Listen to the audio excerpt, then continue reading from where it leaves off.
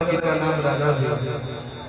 बाकी तो हम लोग इंस्टाग्राम सोशल मीडिया पे गवर्नमेंट में जानते हैं, बड़े भाई की तरह प्यार करते हैं, एक छोटा भाई मानते हैं, हमें बड़ा भाई मानते हैं। गाना गाना से हट के भी हमें बहुत चाहते हैं, मानते हैं।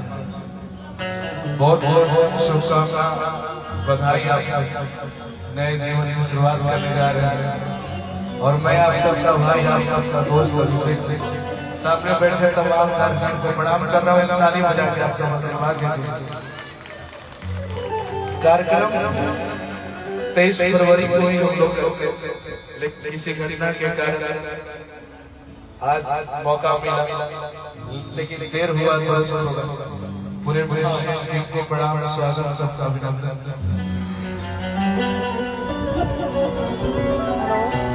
अब्बू भैया को प्रणाम, हमारे मुरारी चाचा जी को प्रणाम, सब परिवार का स्वागत, सबको प्रणाम।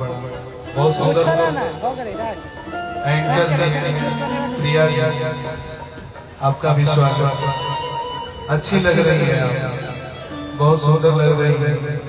Thank you so much. राजा भैया को विशेष धन्यवाद इनको बुलाने के लिए। Thank you sir, thank you so much. Hindu धर्म में कोई भी शुभ कार्य करने से पहले भगवान श्री गणेश की याद कही जाए, वंदना कही जाए।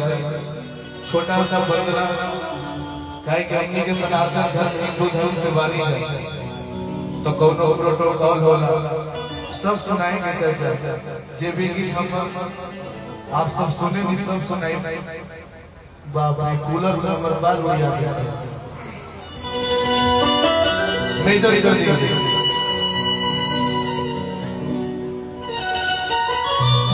मेजर भैया, मेजर मेजर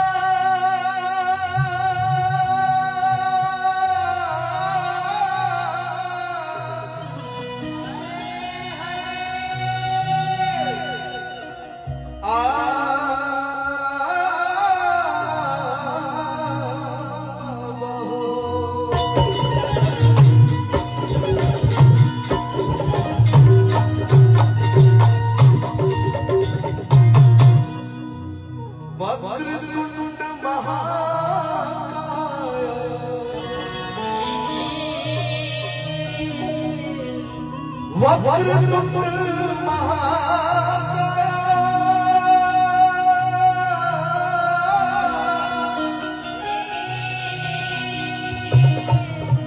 सूर्यकोटि समप्रभा, निर्विघ्नं कुरु मे देवा, सर्वकार्ये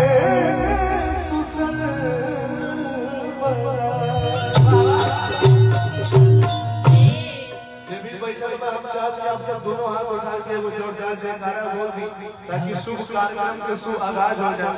बोली बोली गणेश भगवान की नमः। पार्वती पते हर हर महादेव। रोज आदमी कहीं गावत मसीनान होई, मनियो के थक नहीं जाए, अगला भी थक जाए। रोज एक चीज एक चीज गावत, गावे बजावे में गलती हो जाए तो घर के लड़का समझ के मार सकते हैं। लगातार कार्यक्रम के कारण आवाज बड़ी थक गई, सुर का थक गई। एक लाइन में बनना वो माइक है, वो बीना वाली माइक है, जो न माइक के आशीर्वाद से माइक पकड़ने के मौका मिले, चाहे वो माइक के आशीर्वाद से जो न माइक के पेट से पैदा हुए। जयंती मंगला काली भद्रकाली कपालिनी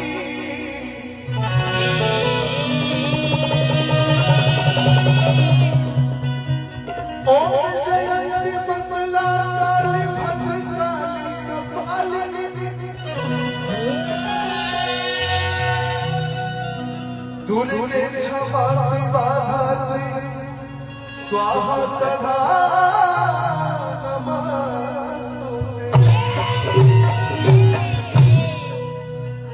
विवाह शादी के कार्यक्रम में केहू भक्ति सुनना चाहता है।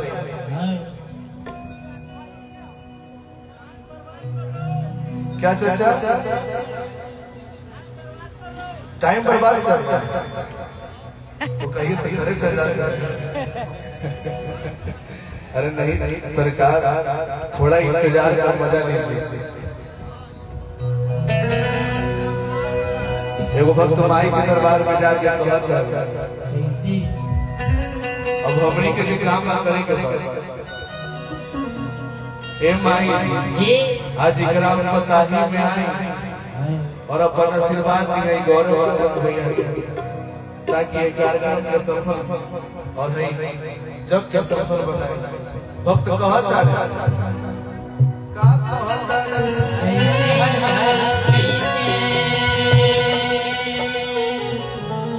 के पीड़ा मचवैया मैया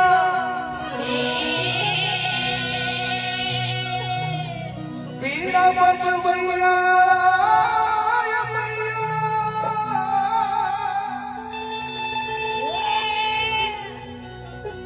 पीड़ा मचवैया मैया अरे हंस के सवार पीड़ा मचवैया मैया अरे हंस के सवार दुआरी के करन जाई एकदम खाटी भोजपुरी हिंदी फ्लेवर में एकदम खाटी भोजपुरी कि दुआरी के करन जाई हे जगत पवन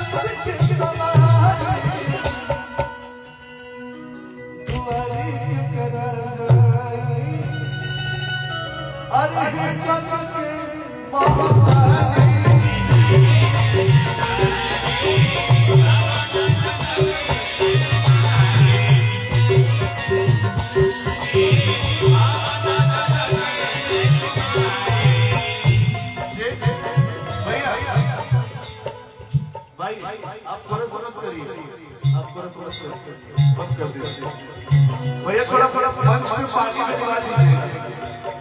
जब बजरंग बली के भक्त हुई हे दुख जाना मारुति हे दुख जाना मारुति सुन लो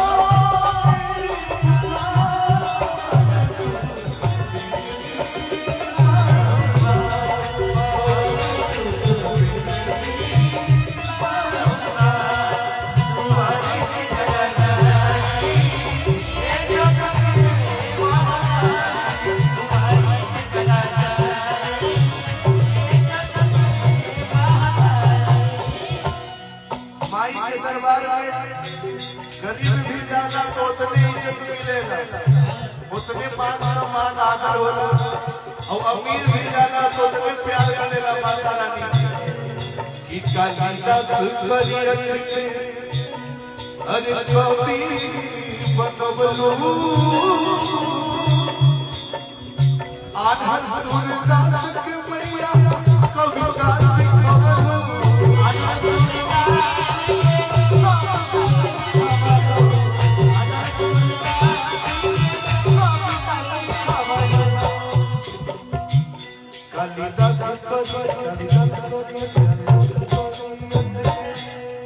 अरे कवि बनबलू आधर सूरदास के मैया कविदास कवलू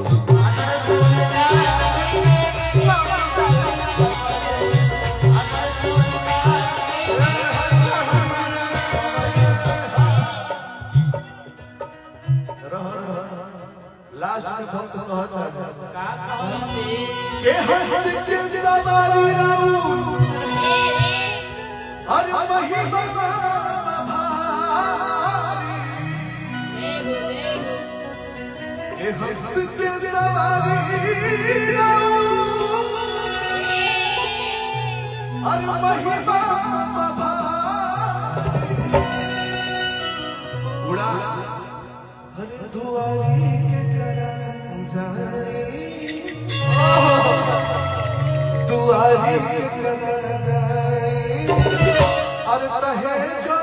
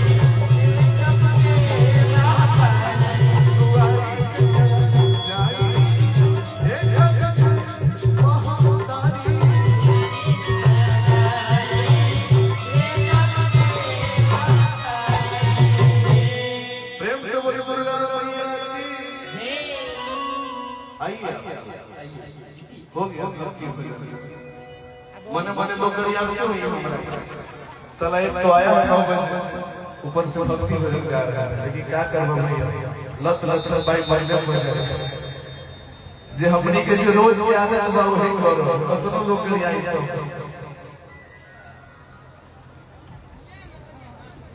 पानी भिजवा दीजिए मंच में पानी भेजिए। चलिए अभिषेक जी के माध्यम से बहुत ही खूबसूरत सी शुरुआत आप सभी के बीच उधर उधर तो सब लोग आप सभी देख सकते हैं कि आकाश पहले हर बार वो मारता है कितना अच्छा होगा पानी बने रहे हमारे शॉट साथ। वाला भैया देखिए तो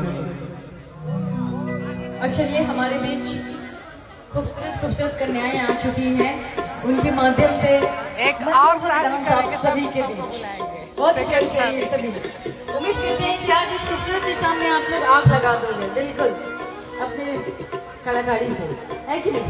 तो एक बार जितनी भी खूबसूरत बलाएं हैं इनके लिए जोरदार तालियां हो जाए सभी की ओर से। ठीक है हमारे लिए कोई ताली नहीं बजाता है एंकर का बस काम होता है ताली बजवाने का। अरे क्या बात है क्या बात है हमारे लिए भी आज ताली बज रही है। Thank you sir thank you so much.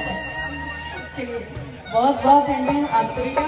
चलिए आप सभी अभिषेक सिंह को सुन रहे हैं जितने क्यूट दिखते हैं ना उतने ही खतरनाक गायकी है।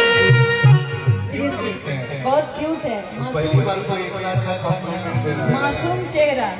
तो लोग तो कह लगे बानरे लगे नहीं मेरे दिल की बात है मासूम चेहरा। भैया थोड़ा और टीने खोलिए ना बाकी लोग कहेंगे हमारी निकाले पड़े। भोजपुरी सीख रहे भैया टीने पर गावे की आदत हो गई अब अरिजीत सिंह का कार्यक्रम थोड़ी कर रहे हैं कि कान माइक्रोफोन लगा के गा रहे हैं टीने खोलिए और रिपीट भी थोड़ा सा खोलिए अब लेवल खोल दीजिए और साइड लाइन खोल दीजिए म्यूजिशियन लोग साइड कोड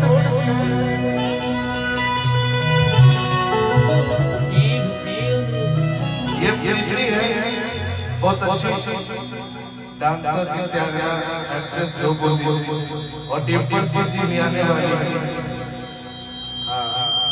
हमारे पप्पू भी आए हैं पप्पू रानी बना अदिति बोला दीजिए अदिति राज अरे तो चले लूटा हरिया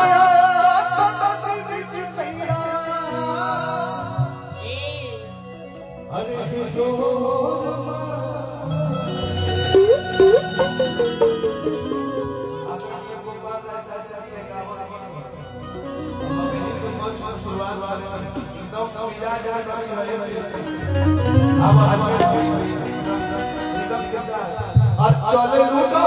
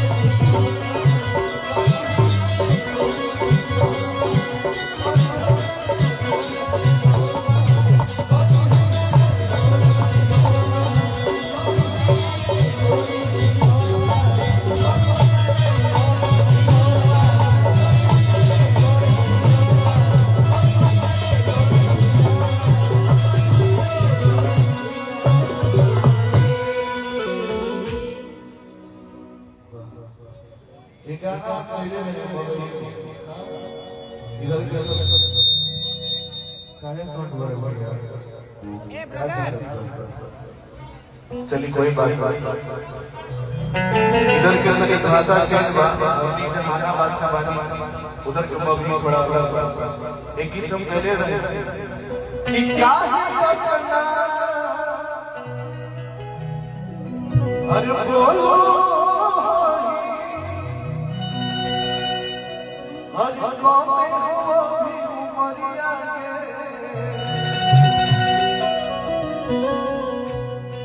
काहे अपना बोलो अरे कौन हो उमरिया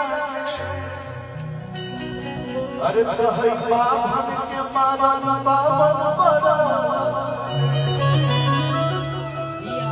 अरे बाबा कर दो उमरिया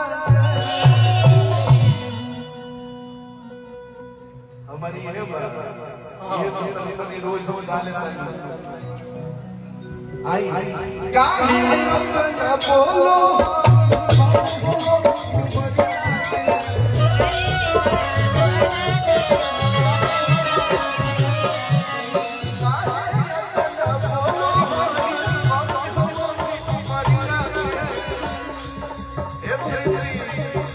मुरारी ठाकुर जी की तरफ से पुरस्कार बहुत बहुत धन्यवाद।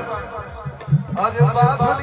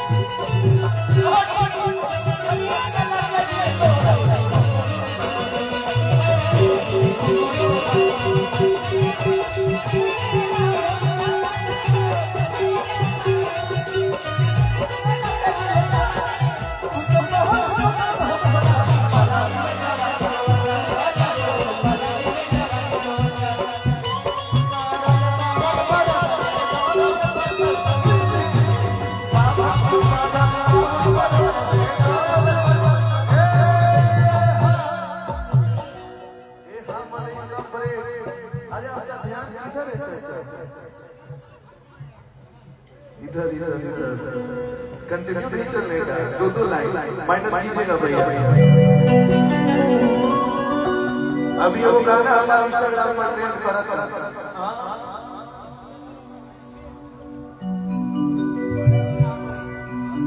मंटू ठाकुर जी की तरफ से पुरस्कार, बहुत बहुत धन्यवाद।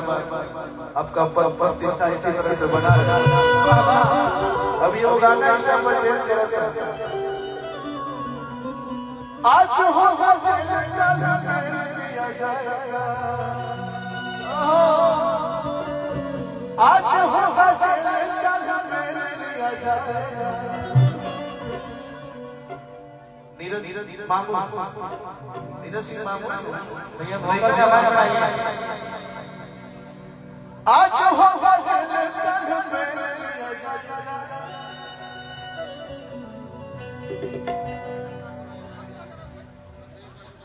रत्नेश ठाकुर जी बताई, बहुत बहुत धन्यवाद। पैसा लेने के साथ मैं करूंगा ले अरे कि आज होगा चल कल लिया जाएगा। भूमिहार होई प्यार से समझ जाइए के भूमिहार होई प्यार से समझ जाइए, नहीं तो मुजफ्फरपुर वाला भाषा बोला दम ऐसा बोला कि बात हो गया के भूमिहार होई प्यार से समझ जाइए, नहीं तो अब भैया ओके ओके आज होगा चल कल लिया जाएगा, आज होगा चल कल लिया जाएगा। भूमिहार के भूमिहार प्यार से समझ जाइए, नहीं तो ले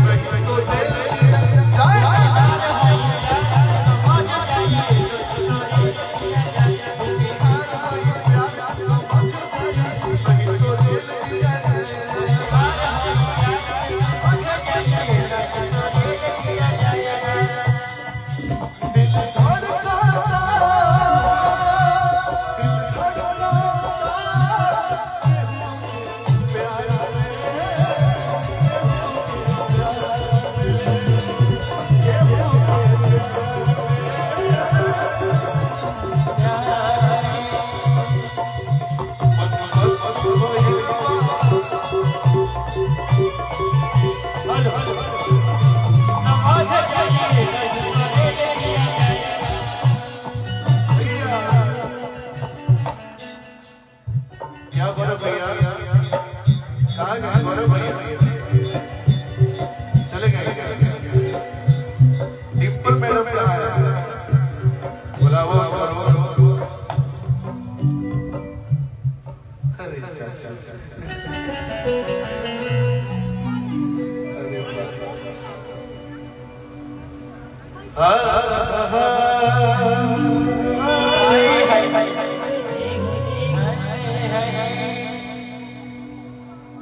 हमारे भाई परिवार के सदस्य गोलू राजा जी के आगे आपसे जोरदार ताली बजाकर स्वागत करेंगे।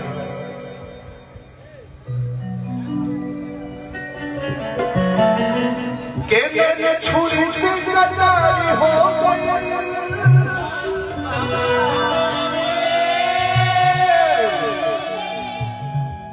के रूपों की दुनिया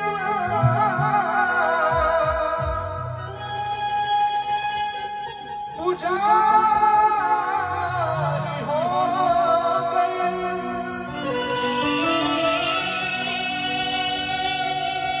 केहू चलिया जब बसिएगा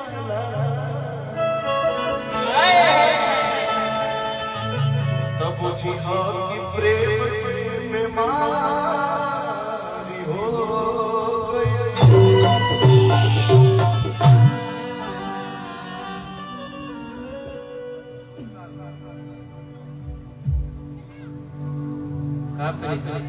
जब लड़की कहत कि कराना दो बाजे अरे नथिया उतारी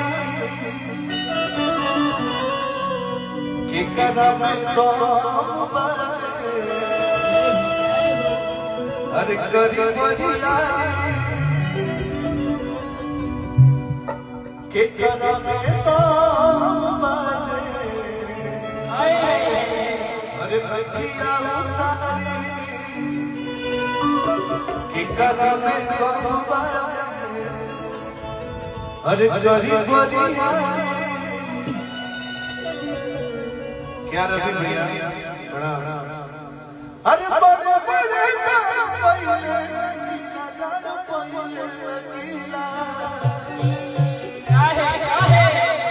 तो हम अरे की जहां भी जाला अरे वहां गड़ना किला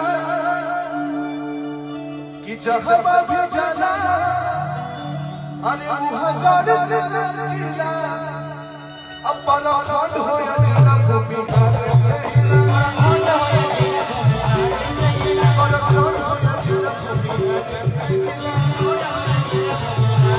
कि तोरे टाइम बनो चलत हो जाए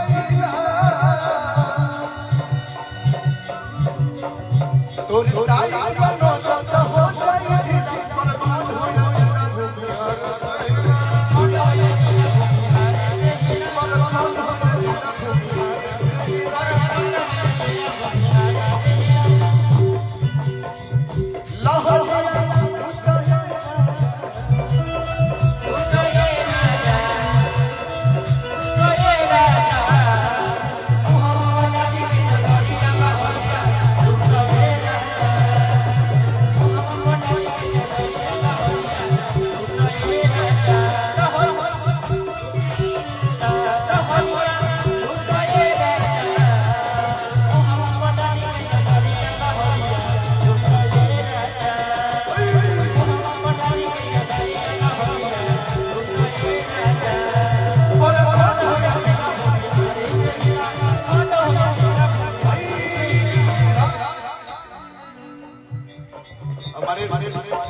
गोलू जी का जो बार हुआ दीप्ति राज जी भी आएंगे आपका विश्वास जब हमारा शेर भाई आए तो एक लाइन आपके लिए कि काहे खातिर घर में अरे बाबा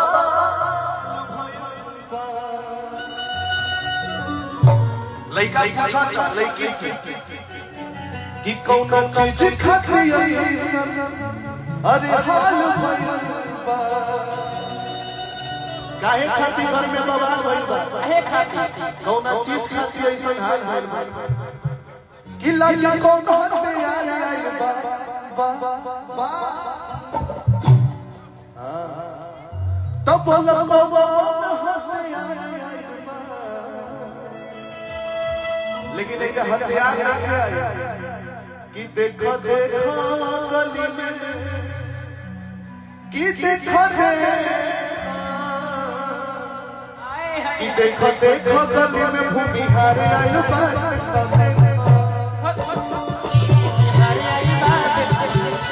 देखो देखो गली में भूमिहार आइल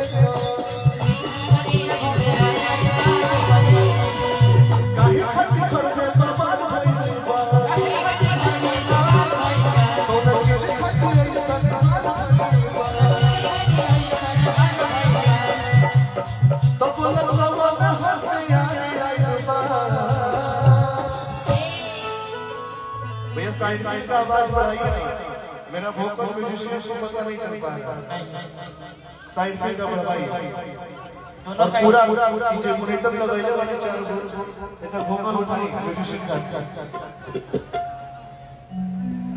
कि देखो देखो गली में भूमिहार आइल बाबा